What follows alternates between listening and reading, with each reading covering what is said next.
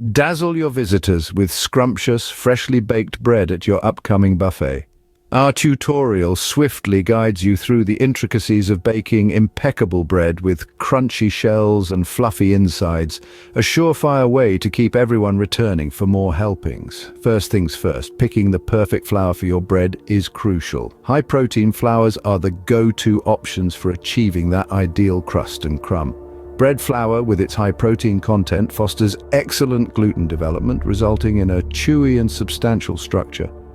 On the other hand, all-purpose flour is a versatile choice, with a protein content slightly less than bread flour but sufficient enough to offer a good rise and tender crumb. Then there's whole wheat flour, known for its earthy flavor and nutrient-rich profile, but it's denser, making it suitable for rustic, hearty bread varieties. For those seeking a lighter texture, cake flour is an alternative. Remember, each flour type influences the taste, texture, and appearance of your bread, so choose according to your preference. Next, we move on to an essential ingredient, yeast. Yeast, particularly fresh and active one, is crucial for the bread to rise to perfection and develop those airy pockets in the center. There are three primary types of yeast available: active dry yeast, instant yeast, and fresh yeast. The active dry yeast needs to be dissolved in water before use, while the instant yeast can be mixed directly into dry ingredients. Fresh yeast, although less common, is excellent for bread making, but it has a short shelf life. To keep yeast at its freshest, store it in a cool, dry place. Unopened packages can be kept in a pantry, while opened ones should be sealed tightly and stored in the refrigerator to prolong their activity.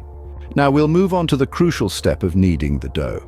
The kneading process involves pressing the dough with the heels of your hands, folding it back onto itself, turning it, and repeating this sequence.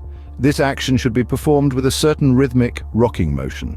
What you're looking for is a dough that is smooth, elastic, and somewhat shiny.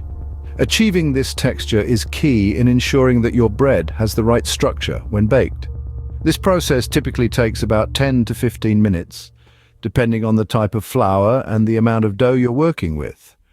So don't rush this step. Take your time to knead the dough thoroughly, because it's this careful kneading that will help deliver a loaf with a desirable texture and crumb. When your dough has risen adequately, it's time to fashion it into the desired shape. For a loaf, gently deflate the dough and shape it into a rectangle. Then, starting at one end, roll the dough tightly and pinch the seam to seal. For rolls, divide the dough into small, equal sections and gently roll them into tight balls. Let your shaped dough proof until it has doubled in size. Proofing is a crucial step, as it is responsible for that desirable light and airy texture. The ideal conditions for proofing are a warm, humid environment.